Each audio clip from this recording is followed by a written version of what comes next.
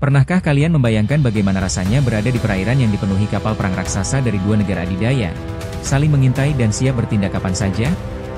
Perairan Asia Timur kini makin panas. Bukan karena cuaca, tapi karena tensi militer antara Amerika Serikat dan Cina yang semakin memuncak. Dua kekuatan besar ini kini membawa kapal induk mereka ke garis depan, dan masing-masing unjuk gigi di sekitar wilayah-wilayah strategis seperti Laut Cina Selatan, Selat Taiwan, hingga jalur perdagangan penting dunia. Apa yang sebenarnya sedang terjadi? Dan kenapa semua ini bisa memicu kekhawatiran akan pecahnya konflik besar di kawasan Asia Pasifik?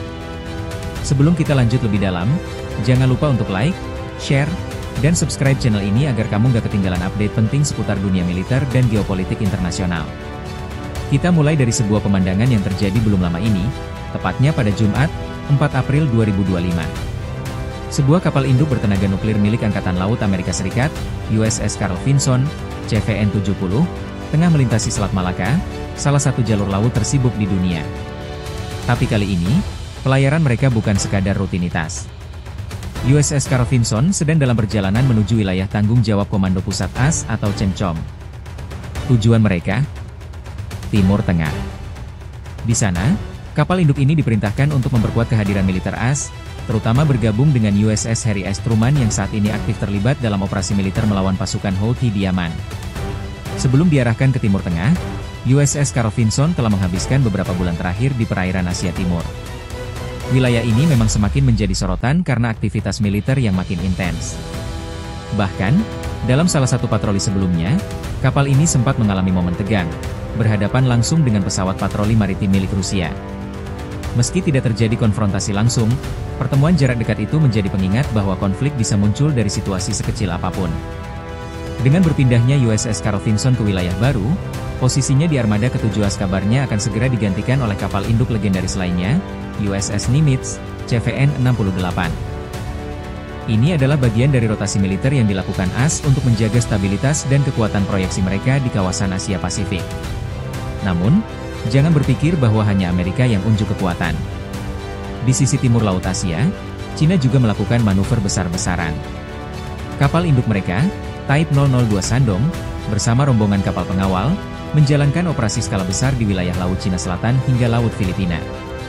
Yang menarik, mereka melakukan aktivitas ini di sekitar Taiwan, wilayah yang secara politik sangat sensitif dan kerap menjadi pusat ketegangan antara Cina dan negara-negara pendukung Taiwan. Militer Jepang pun tak tinggal diam. Mereka melaporkan bahwa kapal induk Shandong telah menjalankan puluhan misi penerbangan, baik dengan pesawat tempur bersayap tetap maupun helikopter tempur. Operasi-operasi ini diamati dengan ketat oleh Jepang karena dianggap sebagai bagian dari strategi tekanan militer terhadap Taiwan. Latihan militer Cina tersebut bukan yang pertama, dan sepertinya tidak akan menjadi yang terakhir. Mereka secara konsisten melakukan simulasi operasi tempur, terutama di sekitar Taiwan. Pesan yang ingin disampaikan Cina jelas, mereka menganggap Taiwan sebagai bagian dari wilayahnya, dan tidak akan ragu untuk menunjukkan kekuatan militer guna memperkuat klaim tersebut. Kekhawatiran dunia pun meningkat. Banyak pengamat menyebut bahwa frekuensi latihan militer Cina yang meningkat, ditambah dengan munculnya peralatan tempur baru yang dirancang khusus untuk operasi amfibi skala besar, menunjukkan potensi persiapan invasi.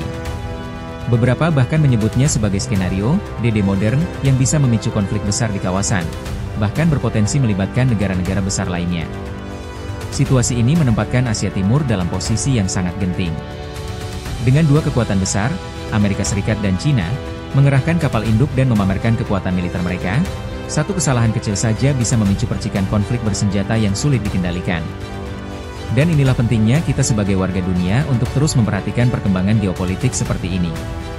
Bukan hanya untuk memahami dinamika internasional, tapi juga agar kita tahu betapa berharganya perdamaian di tengah dunia yang terus berubah. Kalau menurut kamu, apakah latihan militer ini hanya bentuk pamer kekuatan biasa? Atau justru tanda-tanda konflik nyata di depan mata?